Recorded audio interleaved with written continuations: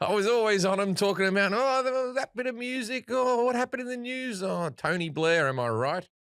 How are you all doing? Good. Speaking of Dogecoin, yeah. I have a little bit in Dogecoin, and I got out. I bought in at 0.04, and it went up to 43 cents this weekend. It's back down to like 30 cents. But Yeah. Wait, you got it at 0.04? Yeah, I got it in 4 cents. You got it in 4 cents? I got it in 5 cents. Yeah. All right. So how many did you buy? One. 450. So not a ton. I just wanted to throw like 25, 50 bucks in there. Yeah, you're right. Wait, so 450. 450 shares at 4 cents. At 4 cents. Like $450. Now it's sitting at about 30 cents, 32 cents. I thought you were saying $450 because that'd be a lot then. Yeah, that would be a risk that I wasn't willing to take. I have about $450 in my bank account. So I have some big news that you guys already know, but my wife's pregnant. She has been for the Yay! We're having a baby, I think. Yeah. Yeah, Well, I think. That's what the doctors say. Yeah. And also, I mention this because I'm also going to be touring Australia in July. And we're now discussing with the doctors whether me and my wife we have to quarantine for a couple of weeks in a hotel room before I am allowed into Australia. So if you're in Australia in July, I'll be doing all the major cities one at a time. So come and find me there. But my question is who would want to quarantine with a pregnant person for 2 weeks? It could be a stressful time. So I've written into my contract, I'll do it as long as I can have Uber Eats. No Uber Eats, no shows, because that's what you do with the pregnant. You throw food at them. I'm a bit upset today. Here's a thing, eat that thing, there you go. You know. What do you mean if you can have Uber Eats? You mean if they'll pay for it? No, because if you stay in the hotels, you get given boxed food like you're on an airplane, right? Yeah, okay. But I'm having it so I can pay a little bit extra in the room, and I can have a concierge service where they bring me food. So I think they'll make all the difference to the entire experience of because basically that's what I do now, except for coming here. Yeah. So it'll just be like that with a different, a sea breeze.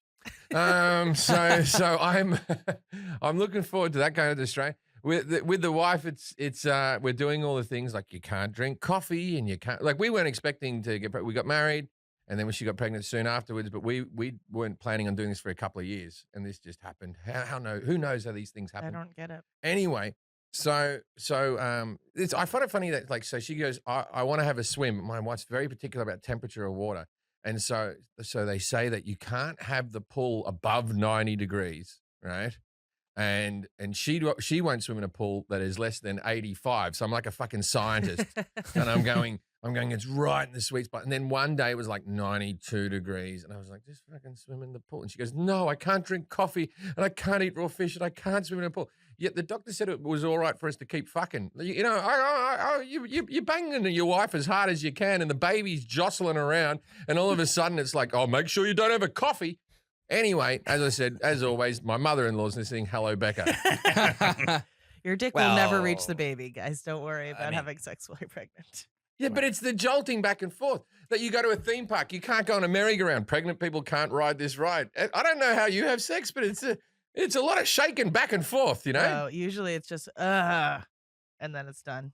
Wow, that's how Kelly comes, evidently. No, that wasn't me coming, by the way. This is Kelly. What's your name? That's the men's. All of them. Okay. Well, that was a bit much, Kelly Berry. So what do you got for us, Jack? Common World. All right. 1, 2, 3, 4. Jack's gonna read your comment out. The comment world. Comment world. Jack's gonna read your comment out. Comment world. Comment world. Wee. Fuck off, see you later. No one gives a fuck. Could have ended it sooner. Yeah. Tommy's the only one in the room who can't hear it. Hey, party on, Jack. That was by the Thorazines. That was a whole Oh, band. it's a real band. Yeah, it's a band. I was going to say, there was a lot of production. Really well put together. Good name, Thorazine. The Thorazines? The Where are they from? Thorazines. I don't know. All right. Australia. It was very well put together. Thank you, Thorazine. First comment, we got a review. The eclectic mix of professionalism and complete amateurism makes this podcast absolutely one of the best. 10 out of 10. All right. I've always thought that I was a good mix of those two things. I can't tell if it's really a compliment or not. I don't know. This comes from dumb fuck from Australia. I know jack shit. This podcast is like getting wasted and sitting on a beanbag listening to my stoner mates. Loved it. Signed, some dumb Aussie cunt. 5 stars. Excellent. Thank you for your review. Thank you. Mm. All right. This one's called It's Good. 5 stars. Almost skipped over the birds episode, and I'm glad I didn't. Yeah. Kelly was the funniest she's been to date. Ooh. Finding out she's over 6 foot was enticing also. Enticing? Never tired of the Dave Grohl jokes. Feel like he'd approve. Jack looks like Dave Grohl if he dressed up as Hannah Gadsby. Except Jack is tolerable. Can't wait for the next one. No, you look more like Hannah Gatsby dressed up as Dave Grohl. Well, speaking of Dave Grohl, there's other ones. Oh, yeah. It's him. Jack looks like when you want brand name Dave Grohl, but your mom says we have Dave Grohl at home. Oh, Yeah, yeah, that's a good one. Yeah. You look like Dave Grohl if Dave Grohl walked into a hornet's nest. Close.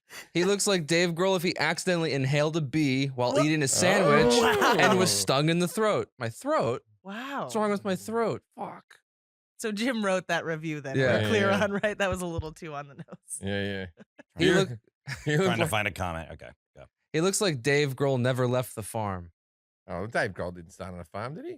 I don't know. I'm not even sure what that means. You look like Dave Grohl if Dave Grohl ate Kurt Cobain after he died. Interesting reference because this guy says Jack looks like Dave Grohl in utero. Oh, Mm. We're finding out Jim's oh written all of I've these. just seen the photos. I think you look like Dave Grohl if Dave Grohl was in a womb and they used an ultrasound photo. Oh, there That's you a good one. Not that ugly. Damn. Last one I have here is Jack looks like someone tried to carve Dave Grohl out of a cheddar cheese log. That's the That's best true. one. Thank you, Keith Mortimer, for the best one. Yeah. Mortimer. Mortimer. Mortimer. I get a lot of people commented about this. When I was talking about Gretzky, I wanted to say first round draft picks, but I said first round raft picks, and everyone's getting on my case about it. Yeah. Apparently, that's called a spoonerism. Oh, people were like, "Why didn't you call him out?" I'm like, "Cause he just flubbed his words. He flubbed It's his not words. That big of a deal." Spoonerism is when you just switch the first, like, Like letter. no whacking furries. yes, All right. spoonerism. Why didn't we call him out? Yes, we need to pick on Jack more on the Yeah. I show. know. So, People are already mad at us for what we do. someone said if I was Jack, I'd bust Forrest in the mouth and quit. Jesus. Never seen Christ. someone disrespected so much. It's ridiculous. They bust me in the mouth? Yeah, he What said, am- you're the I- mean one. Yeah, I would bust I'm- you in the mouth. First of all, Everything I I don't- say I don't has hire- everything I say has a tinge of love. What do Me I do? too. Like Jack, you're stupid, but we're mates. Just kidding. But I love when all my friends are dumber than me. Yeah, Well, I don't even employ you. You don't have to quit. You can just No, I punch don't me in the need to mouth quit. and see what yeah, but your happens. co-workers. See what that happens. You're working in the same building. No, let's see what happens, dude. Listen, We'll Jack, punch you in despite the what mouth. Let's see what the everybody fuck here happens, thinks bro. about you, I think Look, you're Come on, wrong. look, let's be honest. This company has no HR department. We can all punch each other whenever we want. We're gonna third party it to Tommy Caprio. Yeah. Yeah, just try it though, dude. See what happens. You're Yeah. scaring me. Yeah, just pop him in the mouth right now. Another person said when Jack eventually snaps, it'll be hilarious. I picture him attempting to roundhouse Forrest and karate chop Jim while shouting out his attack moves. And then someone follows up with that, and then take Kelly on a date. I think you two No. will The get together fantasy- one day. No. My mom No, thinks yeah. we were dating. Oh no! In years and years' time, it's going to be like a very Harry Met Sally. We're like we're friends, and then one day at the office, after a bit too much Taco Bell, you had to lay down. There's only one couch. A lot of my guy Neither of you friends' could moms stand. think we're dating. Oh.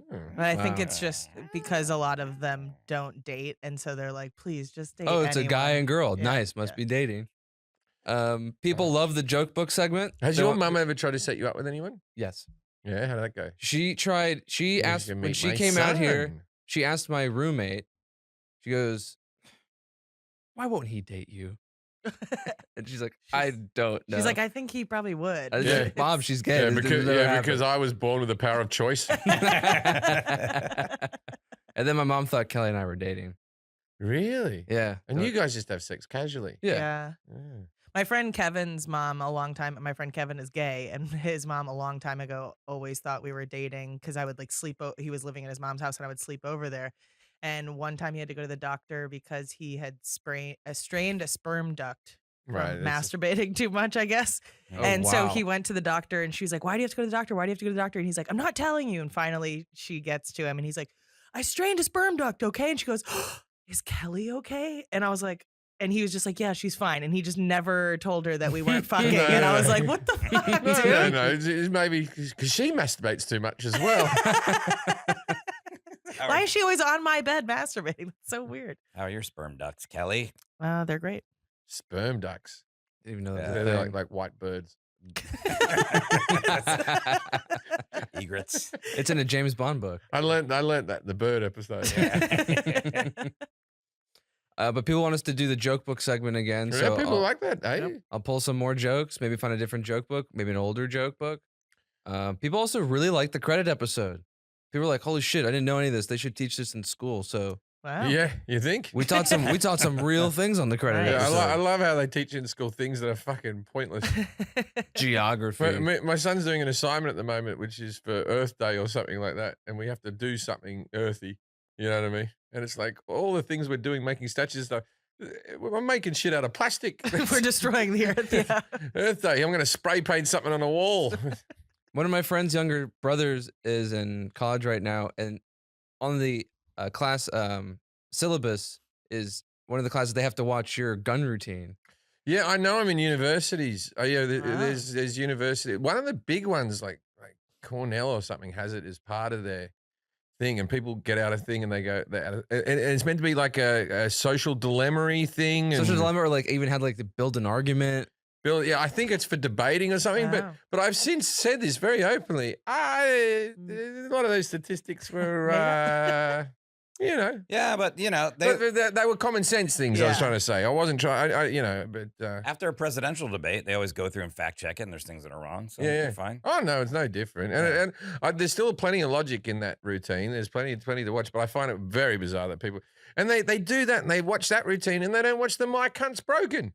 That's a good routine. That one I'm more proud of. There's bigger laughs in that routine. Don't blame me. Your cunt's broken. Fucking hell, fantastic joke. Someone says Forrest looks sexy holding his pen to his mouth all the time. Oh, he was just doing He that. was He was just just doing doing that. He's You know just- what's crazy? I have an email right here in front of me. We did not coordinate this. I just pulled this up from John Williams. Sounds fake. It says, "Hello, Forrest." I am the writer of the Star Wars theme song and a fan of yours. It says, "Hello, Forrest. My sense is that you are sincere and wanting to do a good job on the JJ YouTube show." Whatever the fuck that is. It's just get the fucking name right. Putting JJ YouTube show. Putting your pen in front of your mouth while talking can make it hard to understand what you're saying, so you may want to break that habit. Take care. Oh no, it's No, Oh, he's fuck being yourself. sexy. Yeah. He's what being makes, sexy. what makes it hard to understand is very clearly when Forrest was a child, he was kicked in the larynx. Got rocks in my throat. Yeah, so I've been meaning to put my man in my mouth more when I'm talking. Someone said they buy a but queef can I from say one Kelly. thing? Can I say one thing before you get to Kelly's queefs? Yeah. There's a comment that I know you're not going to read because it's technically negative Okay. about me that I saw because I was like looking through, and it was something about how they didn't think I was funny, and then just to be fair, they went in and watched all of any footage they could find of my stand-up. So I don't know if they watched like Conan or my special on Amazon Prime. Poor decisions. You can watch it, and they said not funny. ... Witty. Now, Ah. I want that person to look up the definition of witty. It means funny, fuckface. So, joke's on you. Yeah, That's Pen in it my with the mouth. pet. Yeah. yeah. He's Yes, very, but that's not much of a compliment. He's very witty. No, it's not a compliment, but it still means funny. Yeah. Yeah. Still means funny. He's not funny. He's more humorous. Yeah. Got a good humor, bro. Yeah, so someone wants to buy a queef from Kelly, and that must have been building off the guy who's selling his farts for Well, NFTs. Yeah, but you don't We did wanna- say we would jar our Jim farts. said he'd sell his phone. I'd jar a fart up and sell it if there's the highest bidder. How much, Kelly? I don't know how to queef on command. How many Dogecoins? Ooh, 2,000 Dogecoins. No, It but was what pretty you good. do is you normally queef. It's not a lot. But do women queef when sex isn't involved? You just walking around queefing? People can. I always thought it was because the air was pushed up there. Yeah, And then it came out. but there are girls like on TikTok now that do like queef on command videos, and you're like, huh, I'm not sure what the market Well, is just for keep this, a but jar. obviously keep, there is a keep market. a jar next to the bed. Yeah, This is I the- always do. This is for you. This is for you, Jack, as well, because you'll be there. Now, when I'm gonna queef? No, because we're having sex. Yeah. Remember? Oh, yes. Call yes. back to 2 minutes ago. We do that. and We then, do and sex. then when the penis is removed, grab the jar Yeah. and put it, just hold it over. Yeah, I there. always have a jar next to the bed for that. It's like so catching a queef in a bottle. It is catching a It is, thief in a it's bottle. not. It's not like that at all, Jake. That's exactly what we're saying. From the police song, What "Queef in a Bottle." have you never caught a queef in a bottle before? If I Talking like a fucking rookie over here, Jack. in a bottle. Queef in a bottle. Someone said, "I love you, Jim. My dream is to be like you." And that's from my brother Scott. Thanks for writing in. I know he listens to the podcast. That'll make him angry. He'll be walking along. Fuck him. Well, I won't play Call of Duty with him for a couple of days. His last comments about chickens, All right. and it's frightening. This guy goes, "I have like 50 chickens, and like 10 of them eat eggs if they find them. Also, all of them are pack animals. One rushes to eat something, all of them rush after it. I've seen my chickens eat mice, pigeons, even other chickens. If they see blood, they pick at it. But when they taste it, they like the salt of the blood, and they keep pecking until that chicken loses all her blood, dies, and gets eaten by the other chickens. It's not because they're starving. Chickens eat all day. They eat poop. If you put them, it's bad grammar, this whole thing. If they put the light at night, they will nonstop move around searching for food. They have grain, but still go around looking for bugs and stuff. So chickens sound horrible. Thank God we eat them. I'm getting closer and closer to becoming vegan, and just the reason, and I know there's people like, I thought your gym changed. But no, it's just, I morally don't want to eat animals, right? But the thing that stops me from becoming vegan is obviously animals taste so good. But another thing is, well, I just want one other animal in the kingdom of animals to also give up meat. You know, Yeah. just one tiger to go, yeah, I'm plant-based, man. I'm fucking, like, just not one animal has gone, oh, no, I've gone the other way. It's just not right. Well, because a tiger's a carnivore, but so you'd have to get another omnivore. So Okay, like so a what's raccoon, like a raccoon, I think is an omnivore. Yeah, an maybe. I'm omnivore. not sure actually what other like I'd have to Like, so famous, like, okay, so gorillas are fucking herbivores, right? And they're big and strong, and they're just eating fucking twigs and shit. So Parrot. I'm not one of these people who thinks if I give up meat, then I'll lose energy, and where will I find all my iron and all this type of crap. I'm not worried about that, but I just I'm having problems with taste. Bears are omnivores because I've given up pork. I haven't eaten pork for a while. birds. That's one thing I did do. Like, so we were on our bachelor party. I'd given up pork at that stage for about a year. So we came to my bachelor party. It was in the middle of COVID, right? And so that was the big thing. There was going to be no strippers or anything because it's COVID. We had like 8 blokes, and we all went together to this house in Joshua's Tree. And so to my last night of freedom, what did I do? I ate ribs. Oh, well, this will show her. You fucking don't control me right now. I'm there picking fucking pork off the bone. Freedom. That was the last bit of pork I ate. Freedom pork. All right, let's do some ads. That's it. Okay. Hey, everyone, Mother's Day's coming up. When's that happening? I don't know. May. May. I gotta First Sunday in May. First Sunday in May. I gotta buy something for me bloody me ex, Get her- because my son's mother, and then the pregnant lady, she's gonna want something for Mother's Day. They all cash in on the Mother's Day. Have you thought about bidets? I don't know what to get him. What?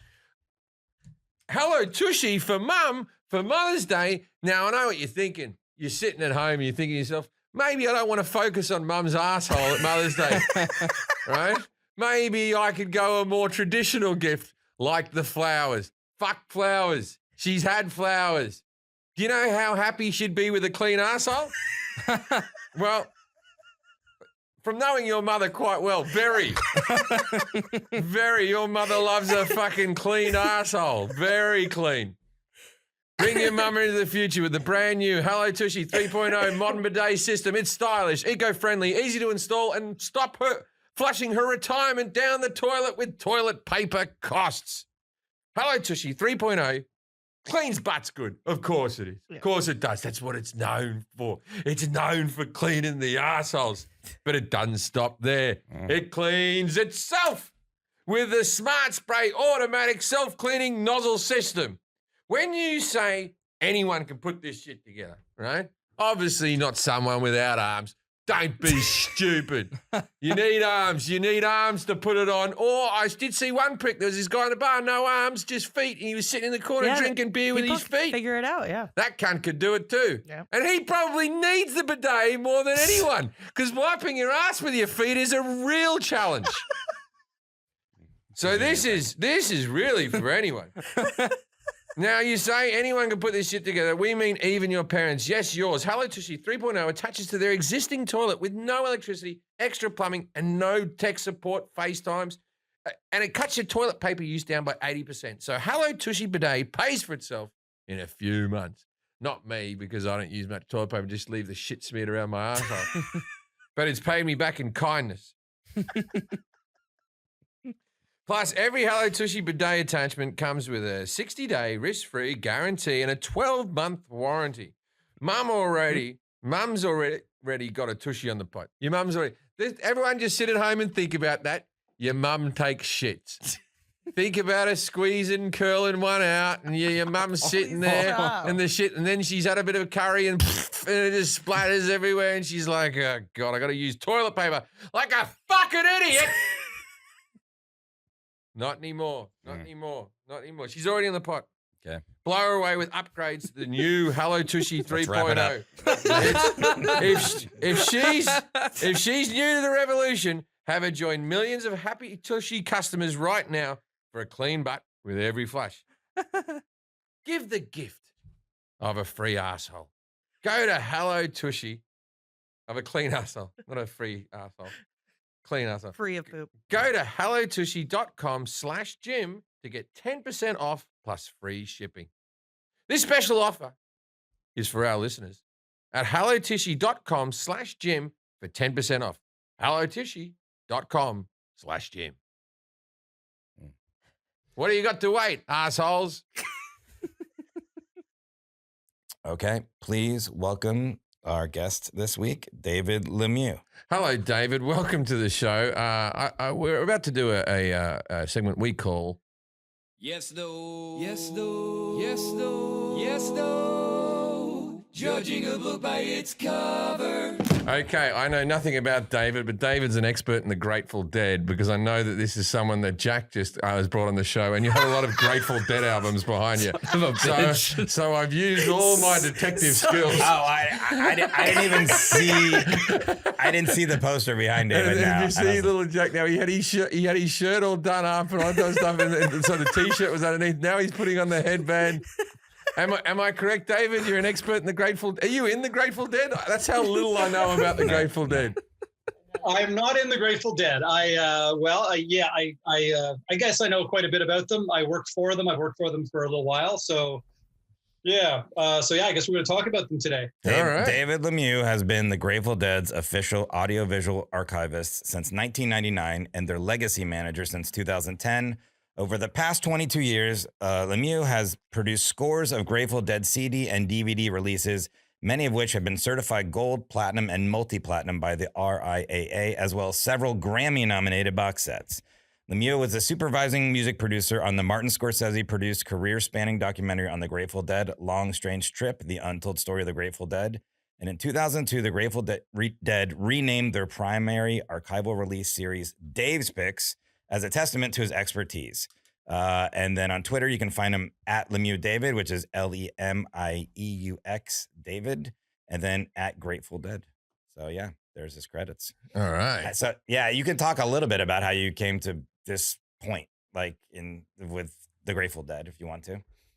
The essence of my job, amongst many other things, is listening to Grateful Dead music. And as you mentioned, there's a series called Dave's Picks where I kind of go through the archive and find the really good shows. They played, well, we won't talk about what years, but they played quite a bit. And I find the best shows. We put them out on CD. We make box sets. We do things like that. So I come at it as a fan from when I was, I've been a fan for almost 40 years, since I was, 13 years old. And I went to university for a while and did a bunch of things. And then I wrote them a letter, 1998. And suggested if they needed help archiving their video collection, I'm their guy. And they called me up and I went to California, went to the Bay Area. I'm from Canada and went down to California, worked for them for a number of years. And then things moved from San Francisco to LA, and I didn't make the move. I moved back to Canada, where I still do the job as the archivist and legacy manager, but I do it from up here. So it's been 22 years of, turning my passion into a career, and I love it. Every day is a fun day. I'm not going to do well. Yeah. This is our 50-something episode, and there's been some topics Jim hasn't known anything about, but he knew a little bit about. Don't know if you'll get any of these questions. Would you like to know everything I know right now? No. Well, let's just ask some of the questions. Okay, and sure. then the question and answer part might be very short. We just might get into the... All the answers are jam band. Well, okay. You're already wrong. I'm going to ask Jim everything he thinks he knows about the Grateful Dead. And then at the end of it, David, you're going to grade him 0 through 10, 10 being the best on accuracy. Kelly's going to grade him 0 through 10 on confidence. I'm going to grade him on et cetera. I'm just going to say something off the bat. There'll be people who will go, that's not true. I don't think Grateful Dead were big in Australia, at least not when I was young. So I never really listened to the Grateful Dead. If you do a podcast on Midnight Oil, I'm down. I've got that all day. I've got that all day. But the Grateful Dead, I'm up for learning. I'm going to pre-grade him on confidence. It's a 0. Yeah, okay. Well, we'll put them all together. 21 through 30, you'll be a grateful Jim. I don't think you're going to be that. 11 through 20 says thank you, but doesn't seem to mean it, Jim. And then 0 through 10, rude Jim. All right. I didn't even know what that means. Yeah, I don't get those jokes either. Let's start. Can you name any members? Jerry Garcia. Yeah. Crushing You it. might Nice. get that. All right. All right. Anybody else? I'll go through all the other ice creams. Is there one called Half Baked? All the Ben and Jerry flavors. It's Jimmy all there. Fallon's Tonight Dough. Okay. What was the original name for the band? Oh, the Happy Alive. Okay. Then Jerry died, and then it was the Grateful Dead. We're only going to probably ask about 6 of these questions I can see so far. We'll just get into them.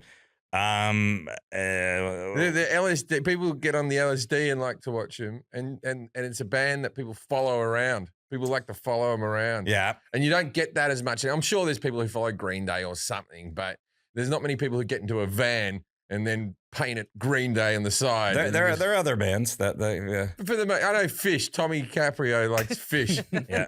Right? There's a lot of these American bands. I'm like, what's everyone up to here? Yeah. There's a cultural difference for me. Okay. Do you know when they started playing together? In high school. Okay. Got together. They were playing together in high school, and that would have been in the 1970s. Mm-hmm. Are they still playing together? Still going? The remaining members are still playing together, and Jack goes and sees them on I used to work with a guy called Peter O'Fallon. He was a deadhead. I know they're called deadheads. Boom shakalaka. Yeah. Right? And there's dancing bears involved. All I know about the Grateful Dead is I've heard their songs in the background, but none of their merchandise matches their sound. Everything's like a skull and a thunderbolt and all that type of stuff. And then the music's more chill than that. You think it's going to be heavier. Yeah. Okay. It's like Savage Garden. You think that's going to be a good heavy metal band. Ooh, I want you. I don't. Oh, Savage. Yeah, even better than you thought it was going to be. When they think Savage, they go, "Oh, you're savage."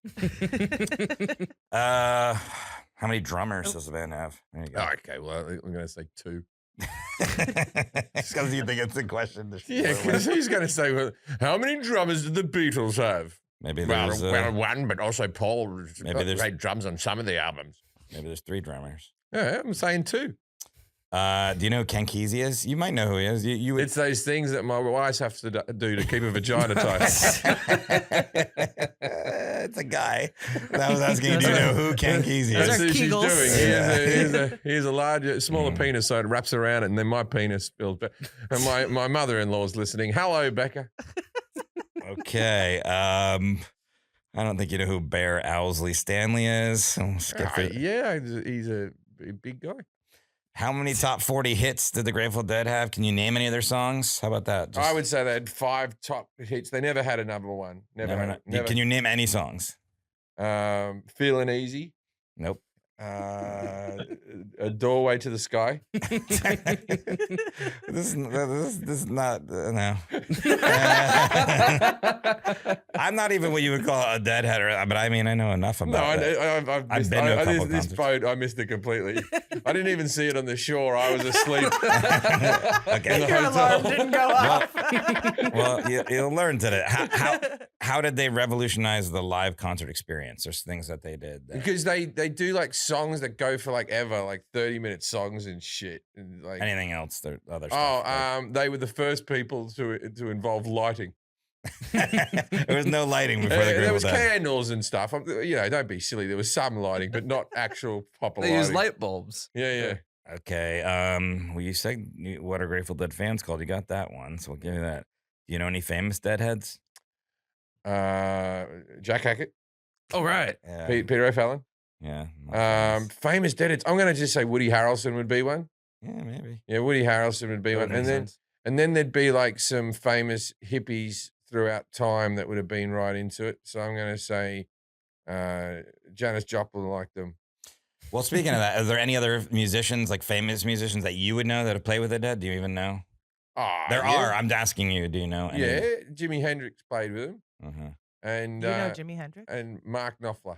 Mark Knopfler. Mark Knopfler's a pretty good guess. I don't even know if that's true, but that might be your best guess so far. I don't even know if that's true. He's the Sultan of Swing, man. Yeah, I like him. He's good. That's such an un-rock and roll song. Okay. What's it called? The Sultan of Swing. I'm the Sultan of Swing. Do you know why they named it that song? Right. Because he was watching some late night band in a bar, and there's these guys just not doing very well, and they called themselves the Sultans of Swing. So that's really funny. Oh, yeah. They're the Sultans. Okay, so a couple more questions. We'll just get to David. He doesn't need this. I don't know. Would it be proper cultural appropriation now to call yourself a sultan? And you're not? Would there be some sultans that are like, no, that's my word? I don't know. We'll have to I send don't it know. in. Send it in to the people. If that you're a decide that. sultan, please Yeah, let us know. if there's any sultans that are Email listening us to at us, idcatwjj@gmail.com. tell us if you're offended by the song Sultan of Swing by the white band Dire Straits. Dire Straits Yeah. from their album Brother of Arms from 1985. See, I know that. Wow. Jeez, I only know that because my brother listened to that album at nauseum and it was the first CD to sell 1 million. I'm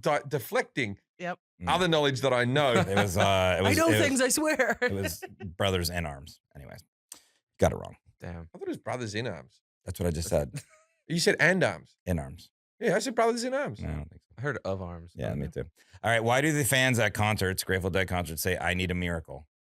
Because their hearts have stopped working from all the drugs. Uh, They're laying in a field of mud, looking up at people, going, "I really need a miracle."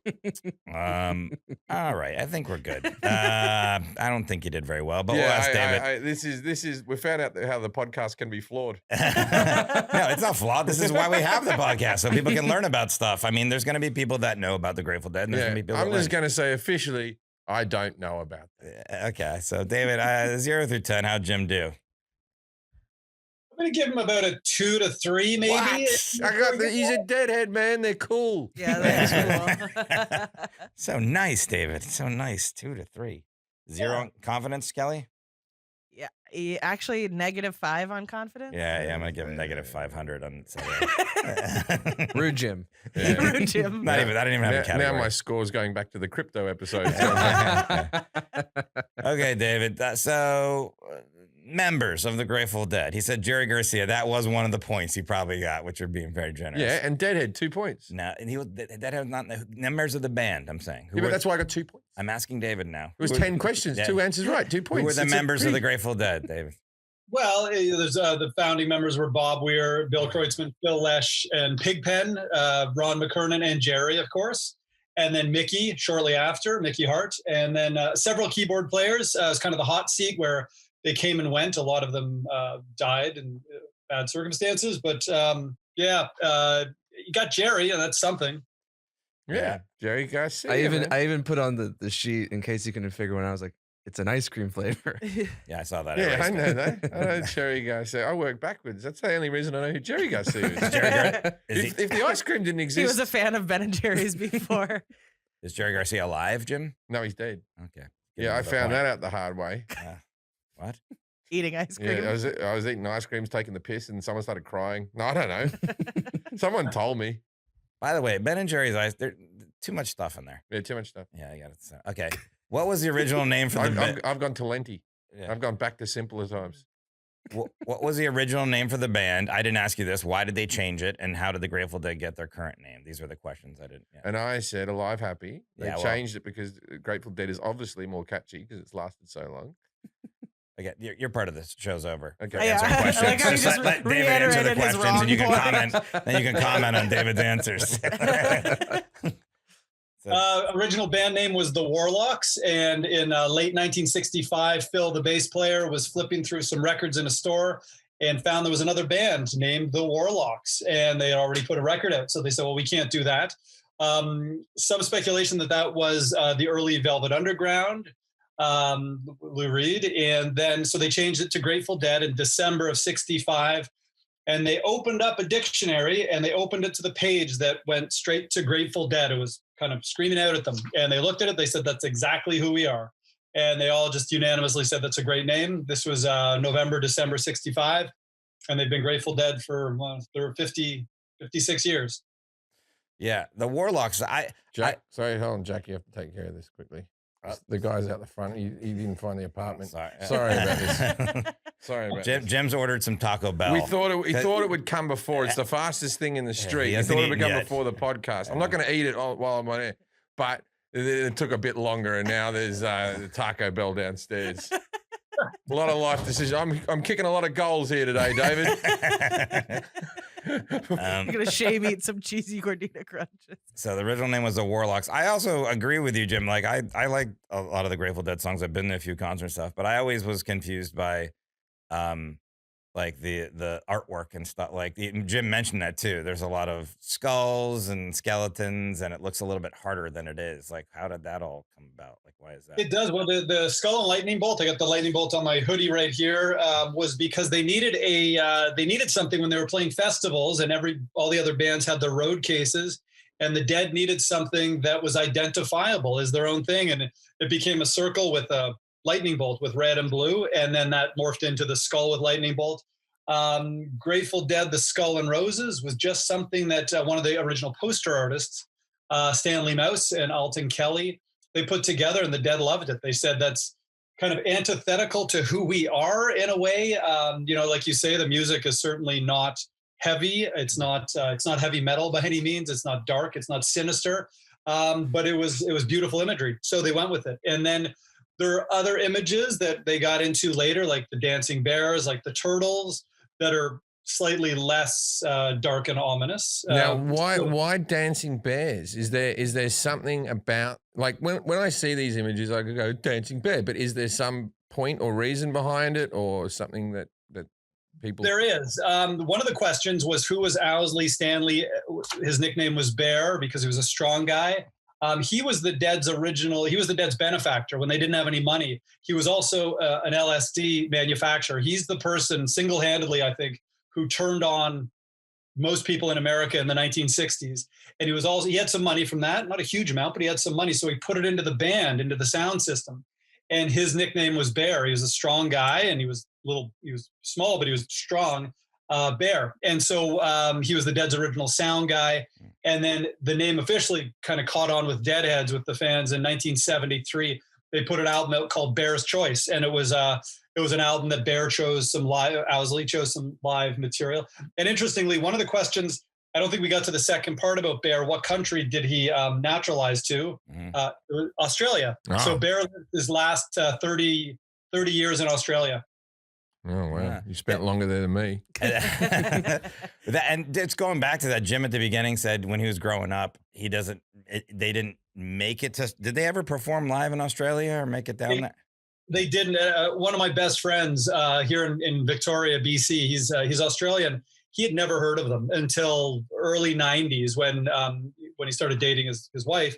And she said, oh, the Grateful Dead, she's from Canada, and mentioned them. He'd never even heard of them. And so, he's from Melbourne, and they never played there. They only played in North America and mostly United States and a little bit in Europe, and that was it. Right. Well, see, there you go. You're Yeah. off the hook, Jim. You're Yeah. off the- We forgive you. Yeah, I didn't know about the Grateful Dead. I had one mate who was a Deadhead fan who had the van and everything, but he was in Australia, so it was a pretty pointless task. he was just driving around delivering bears to people. Yeah, my roommate in college was really into the Dead, and so when you have a roommate, you had little boom boxes back then, and I would play something that I'd want, and then he'd always put in like a bootleg copy, which is like all the live recordings. We'll talk about that, and so I just by accident started to learn all the Dead songs because he would constantly play them, and I went to 2 concerts, the same city, Hamilton, Ontario, and I would want to say it was probably like 92. It was 90 or 92. Yeah, It was 90. Wait a minute, you grew up in Florida. What were you No. doing in Hamilton, I went to school Ontario? at Ithaca College in New York. Oh, yeah, that makes I went more to school in sense. central New Oh, York. Yeah, no, it checks out. Okay. And I remember he was I thought it was a brag. You were like going, I once went to Hamilton, Ontario. Ooh, someone's traveled. Yeah, so I saw those 2 shows, I guess, and that's crazy that you would even. I guess they didn't play there a lot, so you would know that already. And 4 times, March of 90, and then 2 shows in March of 92. I mean, it was March. it's March 20th and 21st. This is a simple question. So the audience at a Grateful Dead concert, a lot of them are on drugs, correct? This is just I don't know. This is speculation, but it is. But for me, it's speculation too. I wasn't at most of them, and most of them. As Forrest said, bootleg taping was a thing where the Dead allowed it, that people could bring in their microphones. And I was taping a lot of shows. I taped those Hamilton shows that Forrest was at, which means bringing your recording. Oh, I'd love to hear those recordings. Just like, hey, you know where the bathroom is? And you're just like this, man, I'm trying to record the show. Hey, gambling.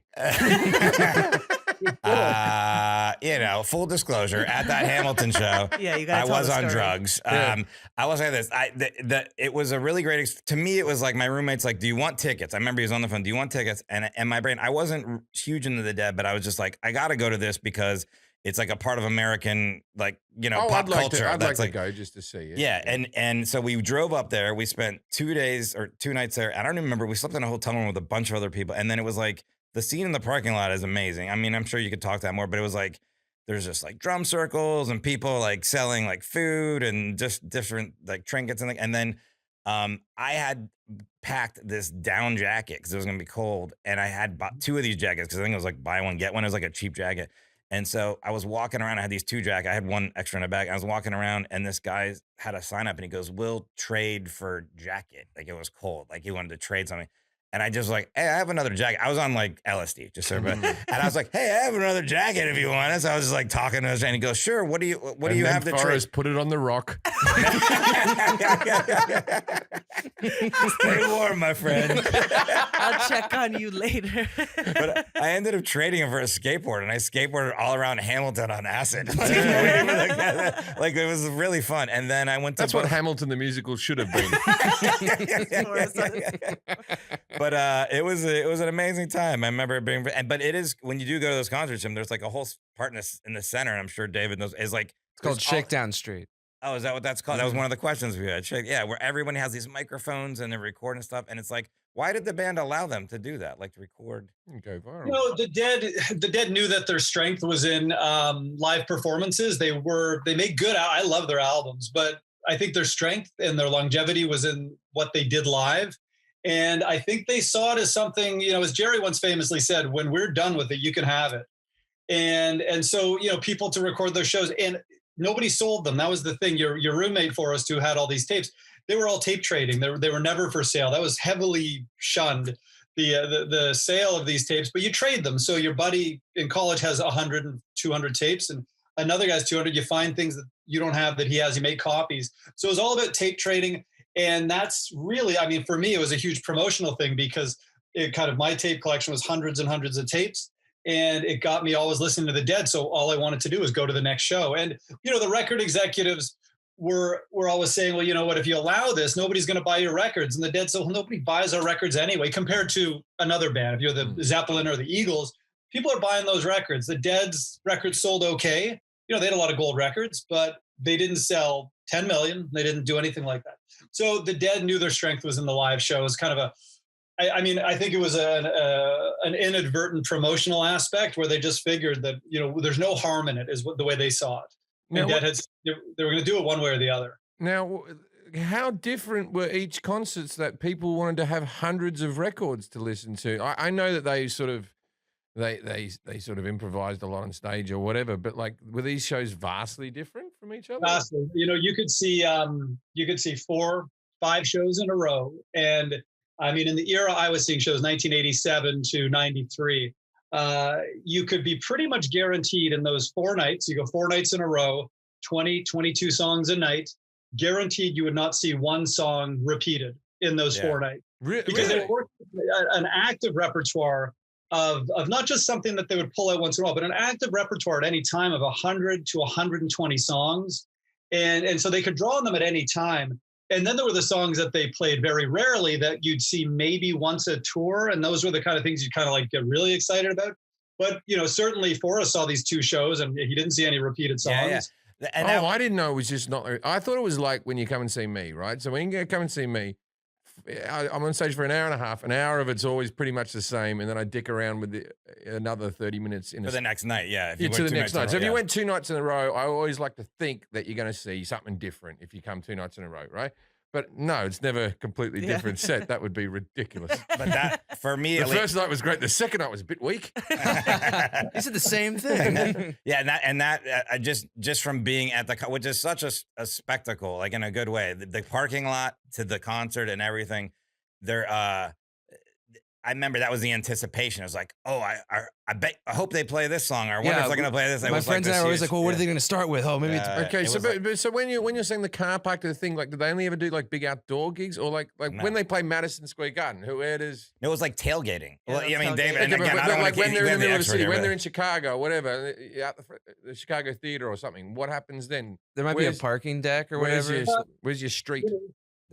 Yeah, a place like Madison Square Garden, the Deadheads would just kind of take over. They played the Garden over 50 times, and they would take over the city blocks around it. But then at a venue that was a proper venue, maybe out in the suburbs, that had a massive parking lot, the Dead in Chicago, generally in the last few years, played Soldier Field, which held about 60,000.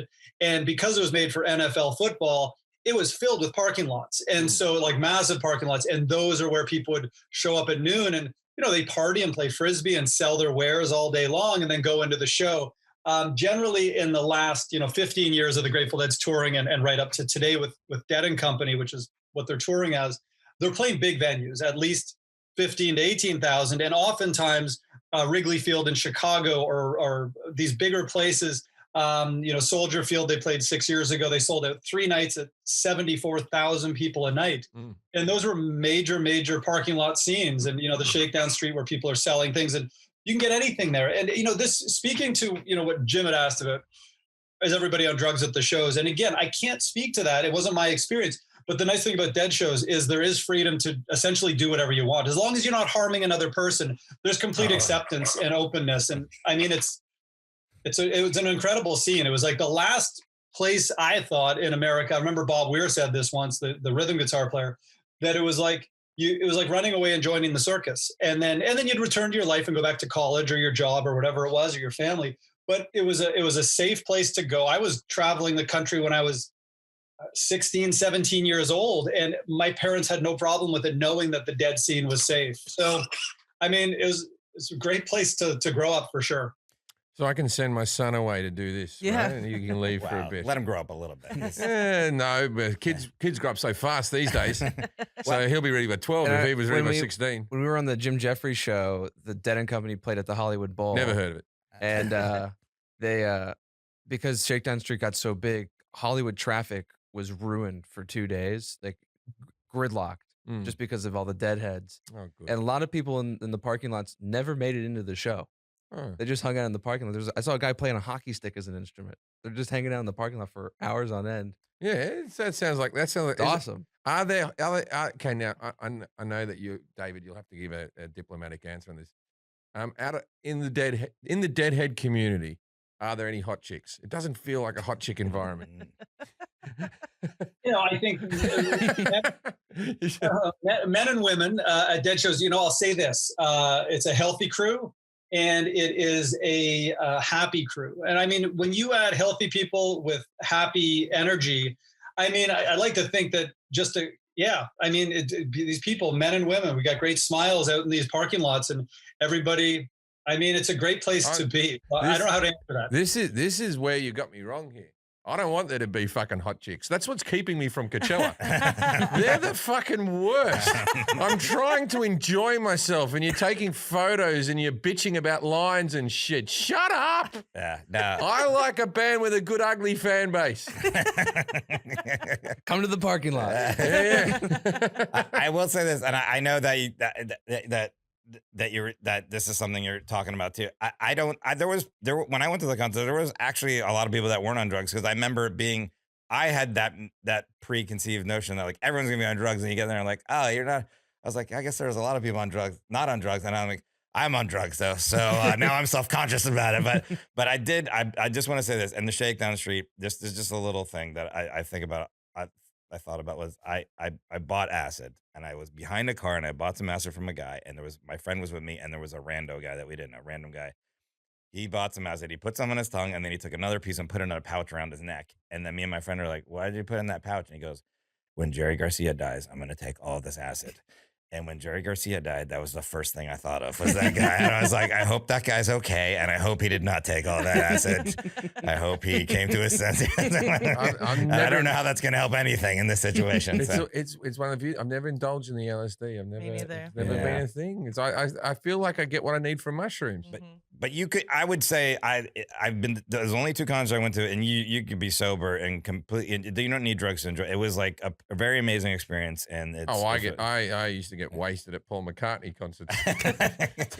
don't worry about Tiffany. me. Yeah, I've been on cocaine at Crowded House.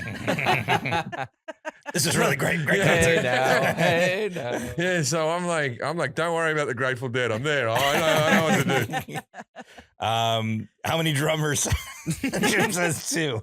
Yeah, 2. Yeah. 2 drummers. Bill Kreutzmann was the founding member, and shortly after, a year and a half, 2 years later, Mickey Hart joined, and that's kind of when the Grateful Dead became the Grateful Dead. Now, Mickey did leave for a couple of years, 71 through 74, but then came back in 75 and was there through the duration right up to today. And Mickey and Billy together, they make an unbelievable sound and they propel the music forward and they do some incredible things. They complement each other. They don't, it's not just like 2 drummers playing the same thing and therefore it's much louder. It's 2 very complementary drummers, whereas Mickey is a little more percussive and adds a lot of color, whereas Billy kind of keeps things straight. Very complimentary. I mean, the Grateful Dead wouldn't be the Grateful Dead without those 2 guys. Certainly. And Mickey did like the score for like Apocalypse Now or something. He did all the drum work on it. It's like almost the whole score of that movie. Mickey. Yeah, Billy and Mickey, they were called the Rhythm Devils, and Francis Ford Coppola hired them to do some of the music for the jungle scenes as they're going through the jungle on the boat. And it's quiet, but you hear this percussive jungle music, and that was Billy and Mickey and some of their friends doing some incredible stuff. So yeah, that was 1979. The Dead have been around a while, and they've done a lot of cool things through those 56 years they've been playing. And I asked Jim this, but there are other notable musicians that have played with the Dead through the years besides the founding members, right? Certainly, they were friends with Jimi Hendrix. Never did play with them. Certainly a contemporary, but didn't play with them. Janis Joplin certainly sat in a couple of times, and Janis was really good friends with the Grateful Dead. Huge respect, particularly Pigpen. I mentioned the original keyboard player and singer for the band. He died in 1973. He and Janis were incredibly tight because in the San Francisco music scene in the late 60s, there was a lot of LSD, there was a lot of drugs. And Janis and Pigpen, they didn't do the drugs. They were drinkers. Pigpen was a blues man. Janis was from Texas. And they bonded over the fact, they were both hardcore blues musicians, but they weren't on any drugs. But the Dead and Janis were incredibly tight. She sat in with them a few times. Carlos Santana sat in. Branford Marsalis very famously. Some of the Los Lobos guys, the Neville Brothers. A lot of bands. Didn't John Mayer do stuff with them? He's with them now. Well, John Mayer's. He's now the lead guitar player. And he plays for them. Yeah.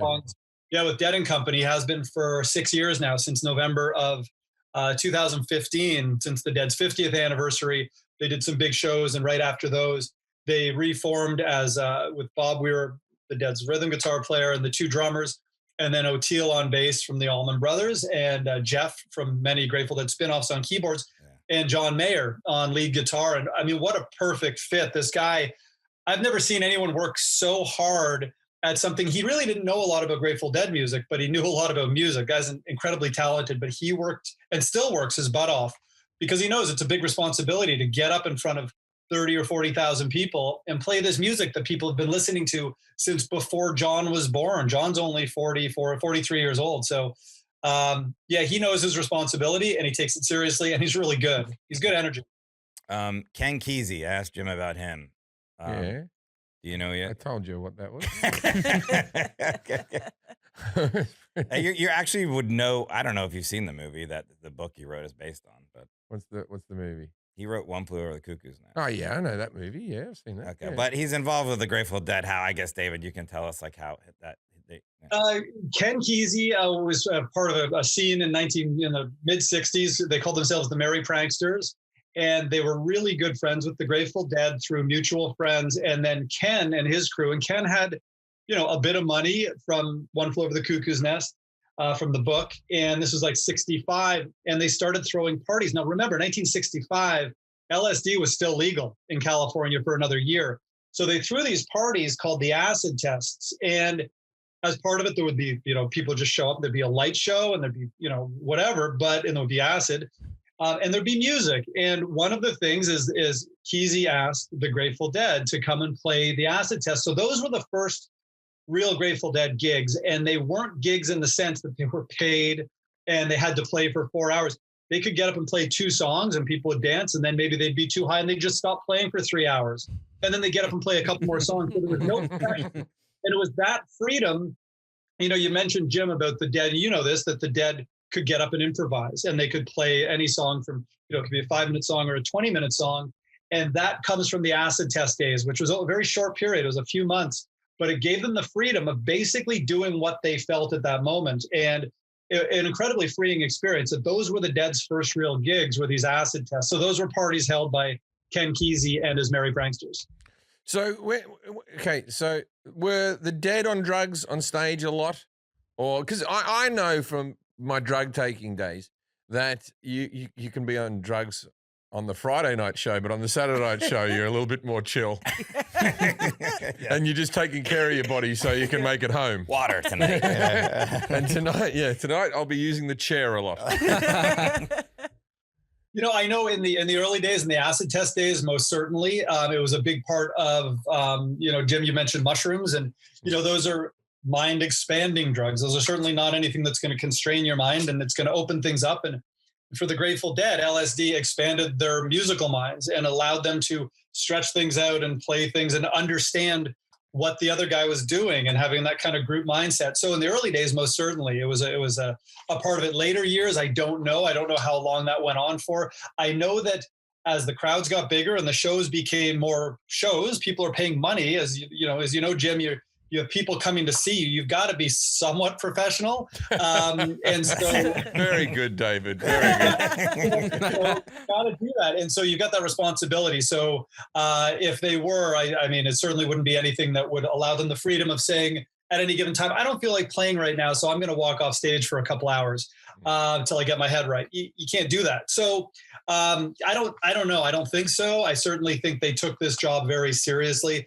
And that goes almost right after the acid test. By 67, 68, and really by 70 into 71, that's when they started headlining bigger places, arenas, places like the Philadelphia Spectrum. They could sell out as early as 1972, and that was like 19,000 people. So you've got this responsibility of putting on a proper performance. You've got to be there for it. So I don't think so.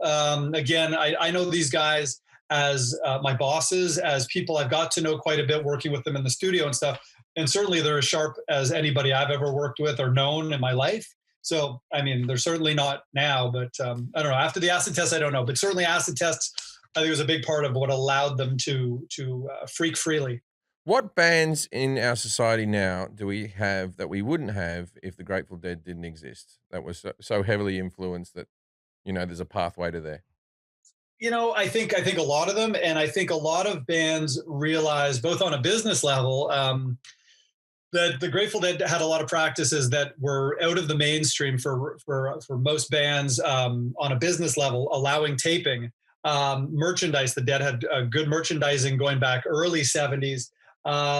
They did different shows every night, as we talked about, and that encourages people to go see many nights. My brother is a huge U2 fan, and he can see 3 U2 shows in a row and see virtually the identical show each night, same lighting cues, same everything.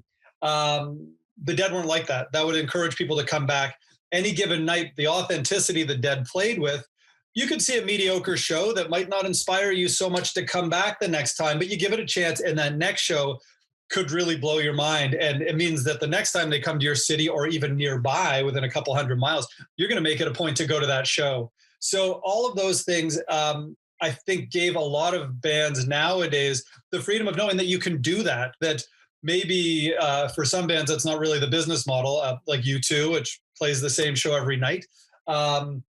But there's bands like Fish that certainly play a different show every night, that allow taping, that allow their fans to be themselves.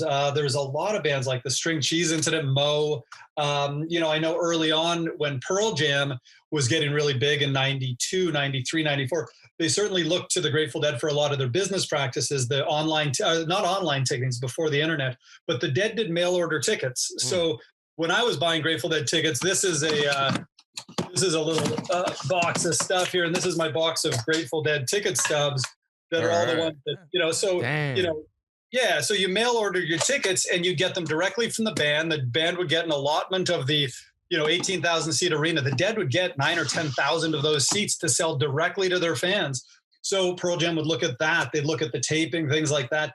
We talked about this the other day, that Metallica, pretty mainstream band, they started allowing a taping section where fans could come in with thousands of dollars in equipment, large microphone stands to get, you said, Jim, about people, you could hear them on the tapes, but we're not holding our mics. They're way up in the air. So, they're above the crowd. So you're getting a pretty good recording. And Metallica picked up that practice. It's not personally. I was just trying to find the bathroom, and now I'm hanging up these rafters. Shit's really gone down. It'll help. I lost my jacket. So, That's my young Forrest voice. I can do the one now. He's a different guy back then. David, there's a lot of it. I wasn't a huge, I like the Grateful Dead. Like I said, I gave you some experience at, but I hear bands to this day, I don't know, Vampire Weekend is a band that they sound like the Grateful Dead sometimes in their song, like the phrasing and the way the guitar sound. And it's and that's a very modern, alt band now. That's you hear it. I think you hear it in a lot of bands too, just the sound, Wilco and bands like that and stuff like that's and those are bands that are big now, but definitely. Got my Wilco shirt on. Right. There you go. Look at that. It's nice. we planned it. So do you have the record for the most going to the concerts? That's an easy sentence. Attending. Most attend. Yeah. Who has gone to the most concerts? Is it you?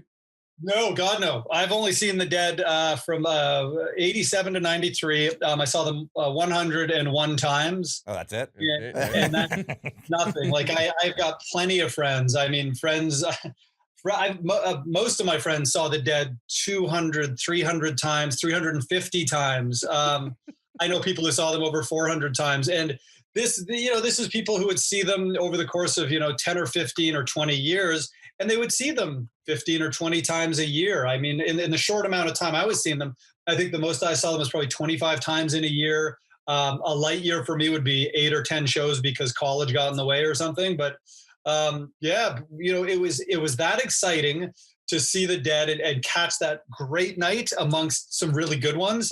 Generally, they were playing really, really well in the years I was seeing them, but then you'd get the magic night that would make sure that you never wanted to miss a show.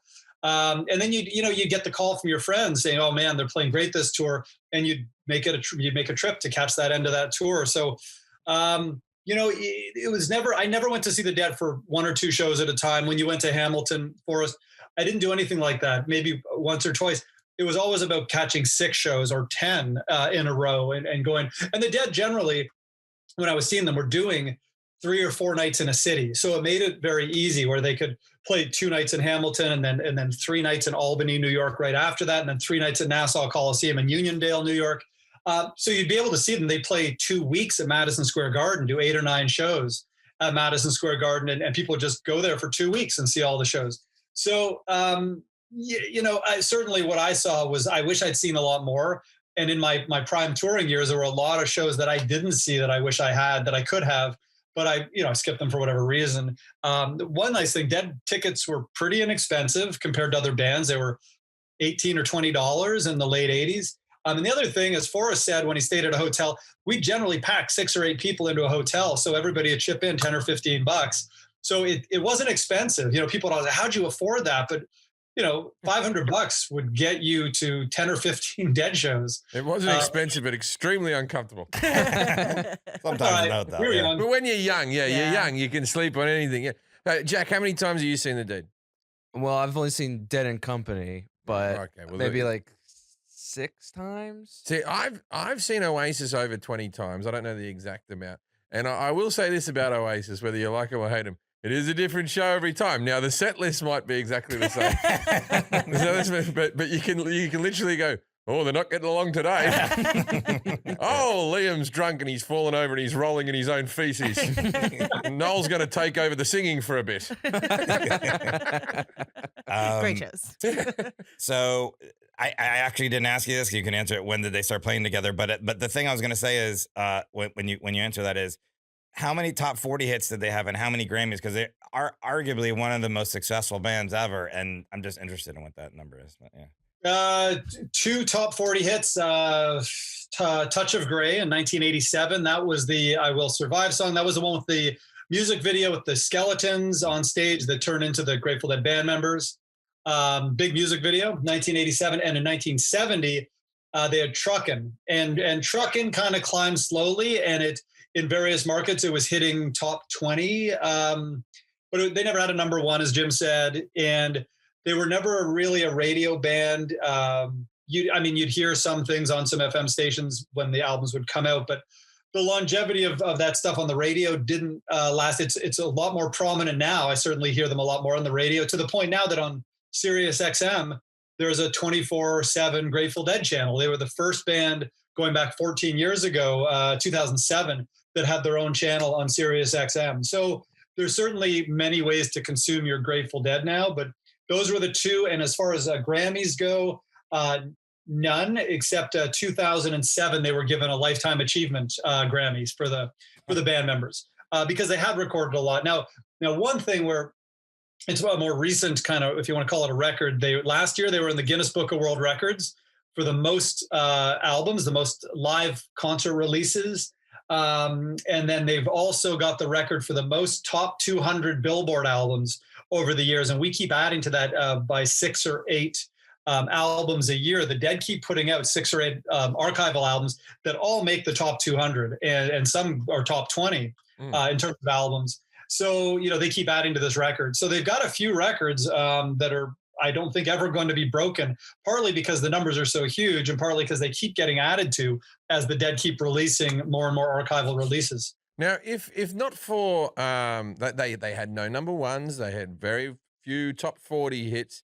They weren't played on the radio. How did they pop? How did they become such a? I understand they have such a big body of work and all, but how did the initial go from playing to 100 people in a bar to playing stadiums? What happened there? How did that happen? It was the live concert experience that was so good. There was the famous phrase, "There is nothing like a Grateful Dead concert," and that's very true. And if you saw them once and you caught them on a good night, which they were most nights, you would never want to miss them again. So if they came anywhere within 500 miles of where you lived, you would go see them. And that's why you'd see people in Denver traveling up to Minnesota and over to Texas and over to Oklahoma to see them, because you didn't want to miss that magic. So there was that, and there was word of mouth that, you bring someone, Forrest has his roommate is like, oh, you got to see this. It was a good show. Both shows were like, I did leave there like, wow, that was really good concerts. Like I was like, so There's nothing like it. There's nothing like it. And once you experience it, you don't want to miss it. All right, So I have to see it. Is there something I can see it on YouTube, right? I don't have to, or you have to be there. well, I got some Blu-rays. I got to see it with Jerry Garcia. I was lucky, I'm not bragging, but Yeah, you pulled in rookie numbers, only 2 shows. Yeah, I know. Loser. But I this is off the topic. This is when you open up your box of tickets. Now, my mother has passed. She's not with us anymore, so I shouldn't speak ill of the dead, but I will in this moment. I collected as a child every movie ticket that I had gone to from Uncle Buck was the first ticket I collected, right? Anyway, I used to go to the movies like once a week, right? So I had like hundreds of movies. Every shitty film that ever came out I saw, and I kept them in a box. And it was my ticket stubs. And I don't know why I kept them. It was just a thing that I like movies, and here's all my ticket stubs. Anyway, one time I arrived home late or something like that, and I came in my room. My mother had torn them all up and left them on the floor. Tore them? Yeah. Oh my God. God. She knew that because I used to get there as a little kid. I was like 14 or 15 or something. And I used to put them out on the bed and try to put them in order with all the dates. Like baseball cards or anything. You collect stupid shit when you're a kid. And I had such an affection towards these bits of paper, and she knew it, and she fucking tore them up. Bloody hell, I've never collected anything since. That's brutal. Start a new collection. Yeah, I was going to say, because it was bloody hoarding. Yeah. There's 2 types of TV shows on those, like on wherever Hoarders is, right? Yeah. There's Hoarders, right? And then there's those pickers. So there's one show where they're like, you've got too much shit, right? And then there's 2 blokes that go over to the house and go, look at all the shit this guy has. This is fantastic. What do you want for this rusty spring? I don't know. I could possibly give you it for $5. It's from a Coca-Cola cart. If you have the other parts, it's pretty valuable. And they're like, this is valuable. And then the show straight after it, this is all shit. And then there's Antique Roadshow too. Yeah, I didn't even know I had something good. This is worth $1 million. What? I can watch Antique Roadshow all day. I find it very enjoyable because you know that they're going back to Google. Then they go, oh, this is an artist, and this is actually, you can see from the bottom here that this artist did. They've gone like this Google pewter fucking vase, fucking take a photo. Oh yes, it's a Dijon. Dijon. Great people. I didn't ask you what the wall of sound is. Do you know what that is? No, I could guess it's a sound made out of wall. It's a sound made out of wall, or a wall made out of sound. Either way, man. Either way, man. Whatever makes you feel good, bro. Dead, man.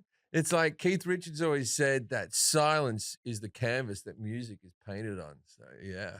Did he say that? He said something like that. What's the wall of sound? Wall of Sound was a Grateful Dead sound system that Owsley Bear, the guy we talked about, who lived his last 20 or 30 years in Australia, he developed a sound system with Dan Healy, with the Dead Sound crew, and some other sound experts. And they developed a sound system that was unlike anything in music history. And they only used it in 1974 at about 40 shows. It essentially bankrupted the Grateful Dead.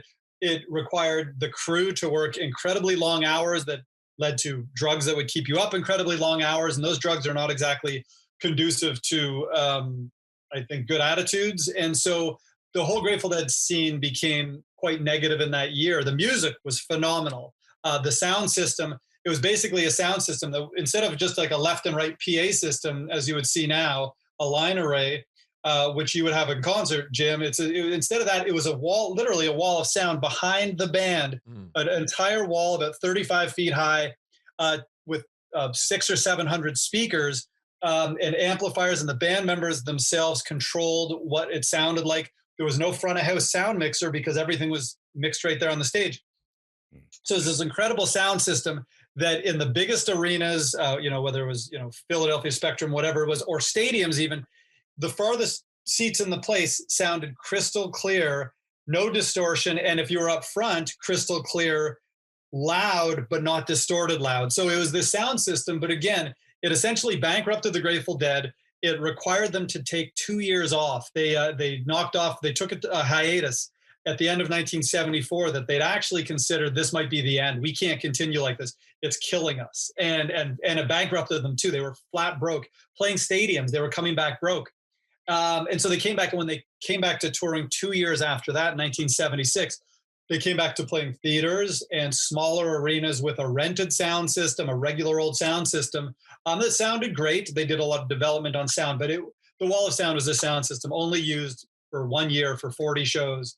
But it was magnificent. I mean, everybody who got to see the Grateful Dead in '74 still talks about it. And it was a mammoth thing. You'd walk in and, I remember when Rush was touring in the mid '80s, they had a laser light show, and it was part of the reviews of the show was, and even the previews when the Rush would come to your city, it was like, oh, and they're bringing their new laser light show. And it was part of the story. It was the music and it was this whole light show. The Dead were the same thing in '74. The Dead are coming to town. They're bringing their great music, but they're also bringing the sound system that's unlike anything you've ever heard. So it was this incredible sound system that essentially killed the band for a couple of years. I lived with a Canadian for a while, a friend of ours, Jason Whitehead, who opens for me still. I know. It seems to me that Canadians like big, large bands that waffle on a bit, right? So and I mean that in the nicest way. But it's like, how could you mean that in a nice way? No. But always when you meet a Canadian, they're like, "Oh no, you got to listen to the sounds in between the sounds, man." Right? So it's like Rush, the Tragically Hip, the Grateful Dead. I know that the first two I said Celine are Dion. but am I being racist, like bigoted saying this? I don't know, but it feels like Canadians like it's very popular in Canada, this type of music. Am I correct? It is definitely Tragically Hip, huge. Tragically Hip can play any arena they could have played any arena they wanted in Canada and sold them out. Whereas they go to the States. I saw them in the States quite a bit in front of 400 people. What's their big song? I'll tell you a story about the Tragically Hip, right? I was performing, this only maybe 3 years ago, the singer died, am I correct? Maybe that's 3 or 4. So 3 years ago, I was doing a gig in Canada. The singer from the Tragically Hip had cancer or a brain tumor or something. Am I right? Which is cancer. Yep. He was on limited time. They decided to do a concert live on TV over satellite on Canadian TV, right? And you had to watch it live. Of course, you could record it, but everyone wanted to watch it live. I had sold in that town 2,500 tickets, pre-sold. 400 people didn't show up because they wanted to stay home to watch the Tragically Hip on TV. Wow. Who had bought tickets to the show was sold out. The show was sold out. And I'm like, I guess they like this band, huh? I just got goosebumps you telling this story because that was one of the most I think collective things. It's like when your team is when your hockey team is playing for Olympic gold and everybody's in front of the TV. The same thing happened with the Tragically Hip that night. So I know exactly what you're talking about. The country shut down. The night the show was from Kingston, Ontario, and it was broadcast live on TV. I would do a meet and greet after the show, maybe with 100 people, and they come up and you talk to them for a bit and you take a photo with them, and so every single person that night came up and went, I chose the hip over you. I chose you over the hip, man. I'm like, thanks. I appreciate that. I didn't ask this question. The Dead had a famously horrible concert at one of the 7 wonders of the ancient world. Do you know which one it was, Jim? Be the Pyramids. Pyramids? Yeah. I don't know. It would be Six Flags. I mean, probably the Pyramids. It was the Pyramids. They played 3 nights in September of 1978. Set the whole thing up themselves. They went to the State Department in the U.S. and the Egyptian Department of Cultural whatever, and they played right at the base of the pyramids at the Sound and Light Theater. And they waited till the kind of sun went down, and magnificent photos. And I mean, a couple hundred Deadheads from America came over, but it was a lot of Egyptians, including Bedouin tribesmen. A lot of camel riding. And the most magnificent photos of the pyramids all lit up, the Sphinx lit up, and the band playing. They did 3 nights. They weren't horrible. They had there was definitely some great moments. We put a 2 CD set out from those shows. There were like 9 CDs worth of music. 6 or 7 of them were okay, but there was 2 CDs as a compilation. They were actually pretty good. But it kind of famously goes to the Dead, famously blowing it at the big ones, at Monterey, at Woodstock. They played a lot of these big places, and they, as they say, this is their words, they blew it at the big ones. And Egypt would be one of them where they didn't play 3 exceptional nights. And 1978 was a year that was they were capable of doing 3 wonderful nights in a row. And that didn't happen in Egypt. And I think they were just overwhelmed by I thought what they was around almost them. died at the pyramid shows. Like it wasn't grounded Is that right. why and you they put this touched- question in there, Jack? Yeah, I did. I thought like Bob Weir touched a microphone, got electrocuted or something. It was like a King Ralph situation. Happened at Woodstock for sure. Woodstock, they there was a lot of electricity bouncing around, separate from the drugs, but it was poorly grounded and it was raining and the wind. So yeah, I was thinking Egypt had big mosquitoes and they were buzzing around the whole time. They were like bats. I think there were bats actually.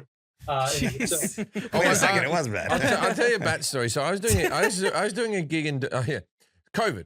No, I was doing a gig in Des Moines, and this is I was with you. Yeah, this I is the remember thing. this, And now I've got to follow up this story that just happened this week, and this is why it's all happening, right? So I'm on stage and I'm telling a joke, and then the audience all at once just recoils back and goes, yeah, like that, right? And I was like, what the fuck's going on? Turns out behind me a bat was flying around. A couple of And- bats. Yeah, well then it got to 2, right? Yeah. Yeah. So and then the bat was flying around the auditorium and all that type of stuff. And I'm like, you can't perform for whatever reason. A bat takes everyone's attention. So I'm trying to perform these 2 fucking bats, and I'm like, people just ignore the bats and listen to the jokes. And then I'm like saying to the guy, like, I don't want to give everyone bloody refunds because a couple of fucking bats are here. Let's finish the show. So I said to the bloke, I said, draw the curtains, and then so I'm on about maybe the width of this desk. I'm on maybe like 2 feet of stage in front of the curtains. And behind the curtains, I can hear Laurel and Hardy fucking trying to get these fucking bats, right? The bats are flying on everything. And I was getting a bit annoyed. And I said to the stage manager in the corner, I said, hey, can you get the fucking bats? And he's like, oh, I'm sorry, Mr. Jefferies. This has never happened before. Now, why he was saying that, a bloke walks behind him with a fucking bat net. Like one of those great big nets with a big stick on it with a hoop that you catch butterflies in where the net's really deep, right? And he goes, never happened before. And I went, why the fuck do you own a bat net then? Yeah, that would never. Just in case. Butterflies. Yeah, exactly. No, it's better to have it and not need it than to need it and not have it, right? So anyway, so he's there chasing after bats. Anyway, so it never happens. And then like afterwards, I was reading the comments in the show because I very rarely do No, but that. the meet and greet people were saying. Oh, I yeah, meet remember. and greet people Yeah, they were were like, I was always bats. Oh, that's yeah. right. Yeah, there's always bats. There's always bats. Anyway, here's the button on the story. That was maybe 4 or 5 years ago. Last night, a couple of nights ago, my agent rings me up and goes, I've got you booking for a theater in Des Moines, but it's the one with the bats. Where you had the bad experience with the bats. Are you all right with that? And I went, yeah, I'm vaccinated. You bring your own bat net this time. Let's fucking go back to so Des Moines, I'm coming. All right. Bring your bat nets. Okay, so this is a part of the show called Dinner Party Facts, where David, where we ask the expert to give us one fact, obscure or interesting, on the topic that the audience can use to impress people at like a dinner party or bar, something that might not be well known. I would say some of those records about the Grateful Dead on Billboard, the Grateful Dead with Guinness Book of World Records last year. 1994, Grateful Dead were inducted into the Rock and Roll Hall of Fame. Pretty much as soon as you possibly can. I think you can be inducted 25 years after your first recording. The Dead, they were, I think anybody who's met kind of famous people, and I'm sure everybody says this about you, Jim, he's just a regular guy. Famous as the Grateful Dead. He's just a regular guy. And that's the thing about the Grateful Dead is they really are just regular guys. Mickey Hart won the first ever Grammy Award. I mentioned the Dead hadn't won a Grammy as the Grateful Dead, but Mickey's won a couple. He won the first ever Grammy Award in the world music category. So Mickey, outside of the Grateful Dead, and I mentioned earlier that he's a percussionist. He does some incredible percussion work. And that was one of the things he did early on. Grateful Dead, I mentioned they only played North America and Europe, but I guess they also played Egypt. That's not Europe, is it? No. Middle East, Africa, Asia. I think it's Yeah, that's Africa. It's Africa. Yeah, he's right. It's Africa. That should be a clip right there. Antarctica. Yeah, I think it's at the bottom of the heel of the boot in Italy. Yeah, I think you're right. Okay. Oh, the Grateful Dead have another record. They played the most concerts by any band. I'm sure there's some bar bands that have played more, but for bands that tour, 2,317 shows. They played 2,317 shows over their 30-year career. 2,317. Yep. I've done more gigs. I've done 3,000. Okay. Yeah, but Hall of comedy. Fame. Comedy You're is- talking about like at a club and an yeah, open comedy mic. is and- different because like when I was living in London, I was doing like 5 sets a night. Yeah. So you can really fucking chalk up the numbers. Yeah. No, but you're not a music act either. Yeah, not a music act. It And takes I- a and I little bit was- more to set I up was and doing 7 gigs a week as well. So that's You're all right. cooking the books. I also- Yeah. Some of my shows were 5 minutes. The 2 people. Yeah. No, they were. But a lot of my performances were 5 minutes in that statistic. But Yeah. I have gotten on stage over 3,000 times. Yeah, I like how you said there might be a bar band. If there's a bar band that's done more than 2,300 shows, I don't want to see that bar. That's got to be a sad group of people. Like, we're gonna make it any day. Just keep playing Maybe they do it for the Highway love to of the Hell. music. Yeah. 2 tickets to paradise. All right, David. So they can find you on Twitter at LemieuxDavid. That's LEMIEUXDAVID. And then it says at Grateful Dead too. So is that an account that you run? The Dead have their Twitter account, Grateful Dead, and then all the Dead's activities are at their website, dead.net, and that's where you can find out, touring activities for Dead and Company when they get back on the road. I know everybody's anxious for that. They just announced that they're doing a couple of weekends in Mexico in January of 2022. So those are the first announced Dead and Company shows. That's the band with the 3 guys from the Dead, plus John Mayer and Jeff and O'Teal. So that's getting on the road, and people are incredibly anxious. Jim, if the Dead play anywhere near you, let us know. You got to go see them. It's a fun time. I want to see that. If they're back at the Hollywood Bowl or something, I'm in. Okay. They played at Dodgers once. Okay. Yep. Yeah, I think Yeah. they play. Yeah, like I don't know if they ever played that. Well, they would know the Hollywood Bowl, but maybe. Yeah, the chat talked about it. The Dead and Company played Hollywood Bowl a few times, Dodger Stadium. The Forum. They